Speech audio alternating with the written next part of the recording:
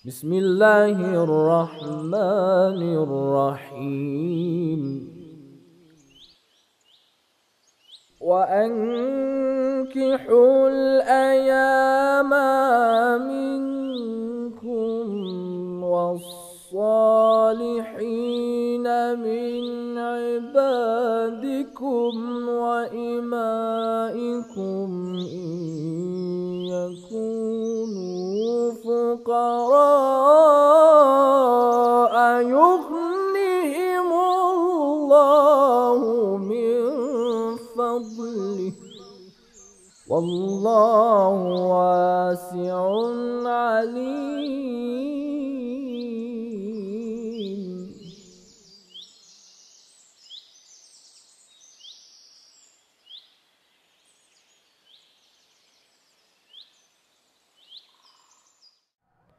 بسم الله الرحمن الرحيم وبه نستعين والسلام والصلاة على سيدنا ونبينا أبو القاسم المصطفى Muhammad وعلى آل بيته الطيبين الطاهرين. En el nombre de Dios, el compasivo, el misericordioso, la paz y las bendiciones de Dios sean con el profeta Muhammad y su descendencia purificada. Bienvenidos nuevamente a estas clases de leyes prácticas o ahkam. Lo que nos toca ver hoy es la cuestión del casamiento, que como sabemos es muy importante y como está dicho en hadices muy famosos, es la mitad de la religión. Es decir, una vez que nos casamos hemos cumplido con la mitad de nuestra religión o de nuestros deberes religiosos. Entonces, primero vamos a empezar con una aleya del Corán que dice así: Bismillahirrahmanirrahim, wa ankihul ayyama minkum was-salihina min ibadikum wa imaikum in yakunu fuqara yughnihimullah min fadlih wallahu wasi'un alim. ¿Qué quiere decir esto? Y casad a quienes estén solteros de vuestra gente y a vuestros esclavos y esclavas en condiciones de contraerlo. Si son pobres, Dios los enriquecerá con su favor y Dios todo lo abarca, todo lo conoce. Esto es la sura Nur, la luz, la aleya 32. Y bueno, como sabemos, en el Islam, para una persona que está en edad de casamiento, es decir, que haya pasado la pubertad, o aunque en algunos casos, en algunos países se arreglan casamientos previos a la pubertad entre las familias, pero que esos casamientos después, como vamos a ver, tienen que ser de alguna forma confirmados por las dos partes una vez que lleguen a la pubertad o no. Digamos, una persona que está en edad de casarse y no puede controlar ni su mirada ni el resto, digamos, de sus acciones, es muy, pero muy preferible que se case, digamos. De hecho, es obligatorio. Si no puede controlar su mirada, si no puede concentrarse, es decir, es preferible casarse, o ya es, vamos a decir nuevamente, es obligatorio. Y es una de las formas de también de realmente confirmar nuestra religión, como dijimos antes, es la mitad de nuestra religión, y nos va a ayudar muchísimo a poder llevar adelante nuestras vidas, también a poder completarnos como seres humanos, como individuos, y a tener una felicidad, digamos, que de otro modo en este mundo es muy difícil de alcanzar. Es decir, en el casamiento es donde el hombre y la mujer encuentran su reposo, su tranquilidad mental, su felicidad y también su crecimiento tanto interno como externo. Es decir, es muy muy importante y también es muy importante hacerlo, no demorarnos en la cuestión del casamiento, y también para los padres y demás, no poner demasiadas complicaciones para los jóvenes que desean casarse, digamos, no establecer condiciones demasiado raras o dotes muy elevadas o etcétera, que impidan que justamente que dos jóvenes que simplemente quieren cumplir con su religión y quieren ser felices, porque no, digamos, impedírselos, digamos. Entonces, primero vamos a ver, según los hadices, qué es lo que se considera un esposo o esposa adecuado. Es decir, primero, de forma general, vamos a decir que no hay que mirar solo la cuestión de que sea lindo, linda, o que tenga dinero o no tenga dinero. Hay que prestar mucha atención a la cuestión de la fe, porque ¿qué pasa? Va a ser el esposo, va a ser el padre o la madre de nuestros hijos, con lo cual, si no tiene, es una persona que no reza o que tiene muy poco interés por la religión o no la religión, eso se lo va a transmitir a nuestros hijos, con lo cual nuestros hijos, que son nuestra responsabilidad,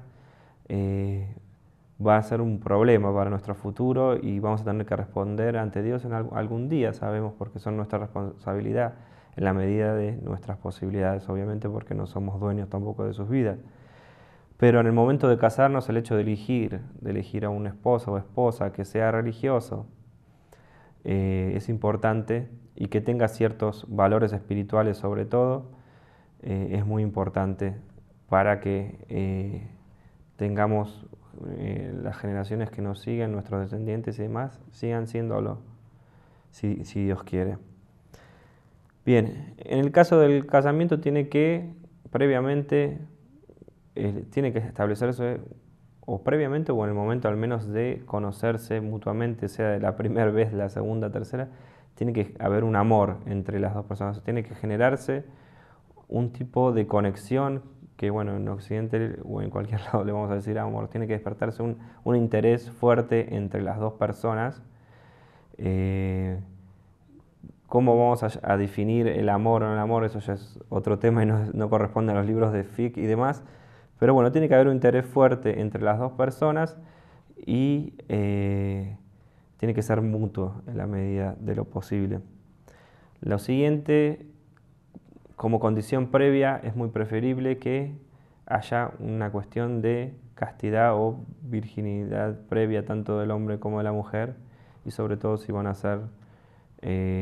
se van a casar, digamos, un hombre con una mujer, es decir, de los dos lados, o al menos con respecto a lo que está en Hadís, en el caso de la mujer, en el caso del hombre, bueno, y viceversa. Pero no es una condición y no es algo tampoco que por eso va a haber que generar un rechazo. Hay muchas veces, como lo sabemos, en nuestros países, muchas mujeres que se casan y después se dan cuenta que el marido o el esposo no era la persona que creía y tiene distintos problemas, etcétera, etcétera.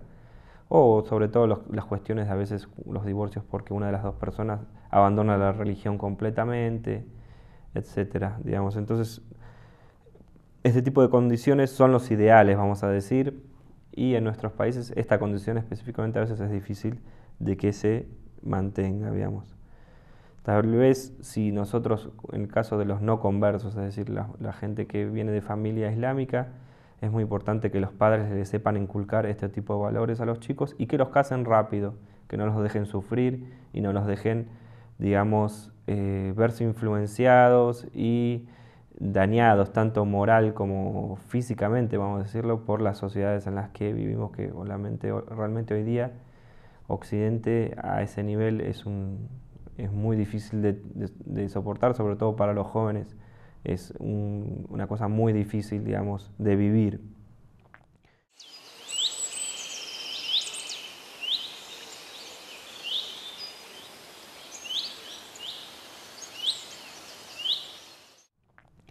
Bien, lo siguiente, que la persona a casarse sea querido o querida en su familia, es decir, que su familia es una persona querida, es un buen indicio, que sea humilde frente a su esposo o a su esposa. En el caso de las mujeres, que solo se arreglen para su esposo, bueno, y para el esposo también vamos a decir que solo se arregle para su esposa. Y en el caso de la mujer específicamente, que sea obediente, es decir, que pueda aceptar la palabra de su marido como última palabra. Esto a veces es duro en nuestros países y demás, porque ¿qué pasa? También, como tiene la razón, no tiene razón por ser hombre, tengo que obedecer o no lo tengo que obedecer. Eso se basa en hadices y es parte, digamos, del yihad, vamos a decir, interno de la mujer. El hecho de saber conceder la última palabra, no siempre, obviamente, porque a veces el hombre simplemente se equivoca y hay que hacérselo notar, pero en la medida de lo posible tratar de obedecer. Es difícil y sobre todo en nuestras culturas tomarlo de ese modo, pero tiene que ver con esto que estamos hablando, parte del yihad y sobre todo sabiendo que si Dios quiere provee a una mujer de un hombre, digamos, bueno y piadoso, saber que lo va a hacer desde ese lugar, la decisión que toma y no lo va a hacer desde un capricho o desde un lugar de egoísmo.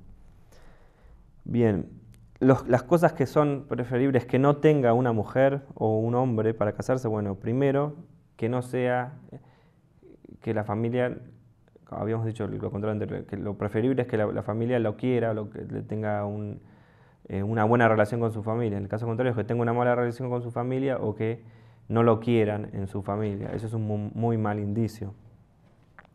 En el caso de que sea una persona envidiosa o rencorosa, también son feos características en la personalidad de una persona rencorosa, envidiosa. Que no tenga ningún tipo de taqwa, es decir, de temor de Dios o piedad. Eso también es algo que, como decíamos antes, tiene que ver con la religiosidad o con el nivel de valores espirituales que tiene inculcado esa persona internamente. Que se arregle para cualquiera, es decir, que se acostumbre a maquillarse mucho o a arreglarse mucho para gente que no es sin intención de casar y demás. Eso también, eso puede llegar a generar inconvenientes en un futuro, digamos. Como estas son cosas preferibles o no preferibles, digamos, pero no quiere decir que va a ser prohibido. Y nuevamente que sea muy desobediente, es una persona, por ejemplo, con muchos caprichos o, digamos, que simplemente no escuche la palabra de su esposo también. Eso es algo que no es preferible para un musulmán casarse con una mujer de ese tipo. Bien, ¿cómo se dice, cómo uno concreta un casamiento? Bueno, debe pronunciarse la fórmula, es decir, simplemente porque se establezca una conexión o digamos, una especie, un amor o algo así entre dos personas, eso no basta en el Islam para que se considere un marido y mujer, sino que tiene que haber una fórmula que se debe pronunciar. Bien, esta fórmula debe ser pronunciada como precaución en árabe, pero con la condición de que si se va a pronunciar una palabra mal, es decir, tanto en pronunciación como directamente equivocada, eso puede cambiar todo el significado de la oración, con lo cual el casamiento va a ser nulo. Por lo tanto, si no sabemos el árabe o no tenemos forma de pronunciarlo o de conseguir a alguien que pronuncie por nosotros, que es el caso preferible en el caso de personas que no sepan árabe o sepan muy básico, es preferible tener a un representante o a alguien que diga la fórmula de casamiento por nosotros. Bien, primero, ¿cómo es esta fórmula de casamiento? Bueno, en el caso del casamiento permanente es Zawajtuka nafsi ala siddaqil ma'lum. Esto sería, para traducirlo, esto es en árabe, Zawajtuka nafsi ala siddaqil ma'lum. Esto sería en árabe y lo estaría diciendo primero la mujer al hombre, que lo que quiere decir es, me caso contigo por la dote acordada. Es decir, previamente se debe acordar una dote y en el momento de tomar la decisión de todos los pasos previos y esto y que lo otro, se pronuncie esta oración. En el caso, como decimos antes, de no conseguir a nadie que hable árabe o un representante, se puede hacer en castellano y se puede decir de ese modo. Que igual esto hay diferencia en los distintos marjas. Algunos dicen que no, de ningún modo debe ser en árabe, algunos dicen que sí se puede hacer en otros idiomas. Y el marido lo único que tiene que decir es qabiltu o qabiltu el taswij. Eso sería lo básico, lo mínimo básico que deberían decir el hombre y la mujer en el momento de casarse. Qabiltu taswij, yani acepto el casamiento, acepto este casamiento. Entonces eso sería lo básico para que un hombre y una mujer se casen de forma directa uno con otro. Ahora, si elegimos un representante o vakil, el vakil lo que va a decir es Zawajtu muwakkelati fulan, es decir, esta persona, muwakkelaka fulan, es decir, muwakkelati, la persona que, el que está pronunciando esta fórmula, está representando. Muwakkelaka, es decir, si tiene otro representante enfrente, es decir, en vez de estar frente a frente hombre y mujer, van a ser dos representantes los que están haciendo el casamiento. Fulan ala siddiq al-ma'lum, es decir, dos representantes, uno representa a la mujer y uno representa al hombre, y el que representa a la mujer va a decir zawajtu muwakkilati fulan, por ejemplo, Fátima, muwakkilaka Ahmad, por ejemplo, ala siddaqil ma'lum. Y lo que dice el otro representante, el representante del hombre, es qabiltu li muwakkili Ahmad ala siddaqi. Bien. Hay distintas fórmulas en los distintos libros, algunas que son más sencillas, otras son más complicadas, y esto lo vamos a ver, lo pueden encontrar en los libros de fiqh para estar seguros. Vamos a repetirlo. En el caso de la mujer, zawajtuka nafsi ala siddaqi ma'lum ala siddaqi el ma'lum, y el otro qabiltu al tazwij. En el caso de representantes, zawajtu muwakkilati Fátima, por ejemplo, muwakkilaka Ahmad ala siddaqi el ma'lum. Y el otro dice qabiltu li muwakkili Ahmad ala siddaqi. Bien. ¿Esto qué quiere decir? La segunda forma, por la primera la explicamos, es lo siguiente. Caso a mi representada, por ejemplo, Fátima, con vuestro o con tu representado, es decir, Ahmad, por ejemplo, por la dote acordada. Eso sería lo que significa.